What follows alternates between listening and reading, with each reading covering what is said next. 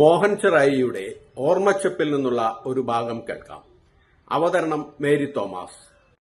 മോഹൻ ചെറായിയുടെ ഓർമ്മച്ചപ്പ്. 4ാം ക്ലാസ്സും അത്ഭുത ലൂർദും പിന്നെയ കരിനിഴലും. 4ാം ക്ലാസ് കഴിഞ്ഞാൽ ഇപ്പോൾ 5ാം ക്ലാസ്സിലേക്കാണല്ലോ പ്രവേശനം. പക്ഷേ ഞാൻ പഠിക്കുമ്പോൾ 4നും 5നും ഇടയ്ക്ക് ഒരു ക്ലാസ് കൂടി ഉണ്ട്. 4.5 എന്നും മലയാളം 5 എന്നുമൊക്കെ അറിയപ്പെട്ടിരുന്ന ആ ക്ലാസ്. ഞാനും കൂടി പഠിച്ചു കഴിഞ്ഞപ്പോൾ സർക്കാർ അതങ്ങ് നിർത്തലാക്കി. ഇതിനോടകം വീടിന്റെ തെക്കേ പുറം ചുമരിൽ കരി കൊണ്ടുള്ള ചിത്രരചന ഞാൻ ആരംഭിച്ചു കഴിഞ്ഞിരുന്നു. തെക്കു ഭാഗത്തുള്ള വഴിയിൽ കൂടെ നടന്നു പോകുന്നവർ എൻ്റെ വര കണ്ട് അഭിപ്രായ പ്രകടനം നടത്തുക പതിവായിരുന്നു. സ്കൂളിൽ വടിവൊത്ത കൈയക്ഷരത്തിനും ഞാൻ പേരുകേട്ട വിദ്യാർത്ഥിയായി. കേട്ടതെല്ലാം ഓർത്തുവെക്കുന്ന അത്യാവശ്യം മികച്ച ഒരു തല ഉള്ളതുകൊണ്ട് പൊതുവെ അധ്യാപകർ എല്ലാവർക്കും എന്നെ വലിയ ഇഷ്ടവുമായിരുന്നു.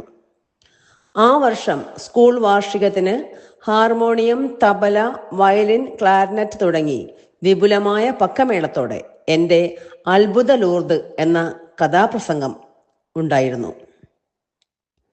ജോസ് മാഷിന്റെ അഭിപ്രായത്തിൽ വിധവയുടെ ചില്ലിക്കാശിന്റെ അത്ര ഞാൻ എത്തിയില്ല. എനിക്കും ആ തോന്നലുണ്ടായിരുന്നു. പക്ഷേ നാട്ടുകാർക്കെല്ലാം വളരെ നല്ലതെന്ന അഭിപ്രായമായിരുന്നു. മോണോ ആക്ടിന് ഹരിശ്രീ കുറിച്ചതും ആ വർഷം തന്നെയാണ്.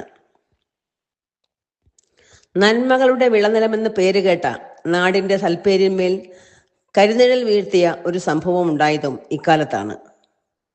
ജോസ് ചിയേടൻ മാഷിന്റെ തൊട്ടു തെക്കേ വീട് ആൾതാമസമില്ലാതെ ഒഴിഞ്ഞുകിടക്കുകയായിരുന്നു. ആ വീടിന്റെ വിശാലമായ മുറ്റത്ത് ഉത്തരേന്ത്യക്കാരായ ഒരു സംഘം ആളുകളെത്തി. ഒരു ഗർഭിണി അടക്കം ഏതാണ്ട് 15ഓളം പേർ. ആരുടെയോ കോഴിയെ കാണാതായപ്പോൾ അത് ഇവർ മോഷ്ടിച്ചതാണ് എന്നുള്ള രീതിയിൽ സംസാരമുണ്ടായെങ്കിലും അത് കാര്യമായി ക്ലച്ച് പിടിച്ചില്ല. അങ്ങനെ ഇരിക്കുമ്പോഴാണ് പടിഞ്ഞാറ് ഭാഗത്തുള്ള ഒരു പെൺകുട്ടിയെ കാണാനില്ല എന്ന വാർത്തയറിഞ്ഞത്. ഏതാണ്ട് എൻ്റെ പ്രായമുള്ള കുട്ടിയാണ്.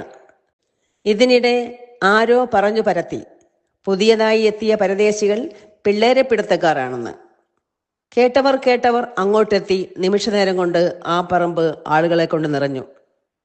ഇതിനിടെ ചിലർ അവരെ ചോദ്യം ചെയ്യാൻ തുടങ്ങി. ചോദിക്കുന്നവർക്ക് അവരുടെ ഭാഷയറിയില്ല, അവർക്കാണെങ്കിൽ മലയാളവും വശമില്ല. അവർ എന്തൊക്കെയോ പറയാൻ ശ്രമിക്കുന്നുണ്ടായിരുന്നു. അതിനിടയിൽ ഒരാൾ പറഞ്ഞു, ഞാൻ പറയിക്കാം. അയാൾ തമിഴും ഒക്കെ കലർന്ന ഒരുതരം സങ്കര ഹിന്ദിയിൽ അവരെ ചോദ്യം ചെയ്തു. ഒടുവിൽ ഷൈൻ ചെയ്യുന്നതിന്റെ ഭാഗമായി ഹിന്ദിക്കാരിൽ ഒരാളുടെ കഴുത്തിന് കുത്തിപ്പിടിച്ച് ഇടിക്കാൻ തുടങ്ങി. നിറവയറുമായി അയാളുടെ ഭാര്യ തടസ്സം പിടിക്കാൻ ചെന്നപ്പോൾ ആ ദുഷ്ടൻ ആ സ്ത്രീയുടെ നിറവയർ നോക്കിയും തൊഴിച്ചു. അവർ മലർന്നടിച്ചു വീണു.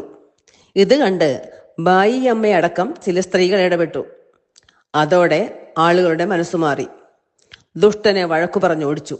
പക്ഷേ കഷ്ടമതല്ല, കാഴ്ച കാണാൻ കൂടി നിൽക്കുന്നവരുടെ കൂട്ടത്തിൽ കാണാതായ ആ പെൺകുട്ടിയും ഉണ്ടായിരുന്നു. അവൾ നിൽക്കുന്നത് ശ്രദ്ധയിൽപ്പെട്ട ഞാൻ അടുത്തുനിന്ന് തങ്കപ്പൻ ചേട്ടനെ തോണ്ടി പെണ്ണിനെ കാണിച്ചു കൊടുത്തു. ഹാ, ഇതല്ലേ കാണാതായ പെണ്ണ്? തങ്കപ്പൻ ചേട്ടന്റെ ചോദ്യം രംഗമാകെ മാറ്റിമറിച്ചു. എങ്ങും വീണ്ടും വിചാരം, സഹതാപങ്ങൾ, മനസ്താപങ്ങൾ. ഒടുവിൽ കുറെ പേർ മർദ്ദനമേറ്റ ഹിന്ദിക്കാരനെയും അയാളുടെ പൂർണ്ണ ഗർഭിണിയായ ഭാര്യയെയും കൊണ്ട് അയ്യമ്പിള്ളി ഗവൺമെന്റ് ആശുപത്രിയിലേക്ക് പോയി. പിറ്റേന്ന് കേട്ടു ഗർഭിണിയായ ആ സ്ത്രീ പ്രസവത്തോടെ ആശുപത്രിയിൽ വെച്ച് മരിച്ചുവെന്ന്. സരസൻ ചേട്ടനാണ് ആ വിവരം വീട്ടിൽ വന്ന് പറയുന്നത്.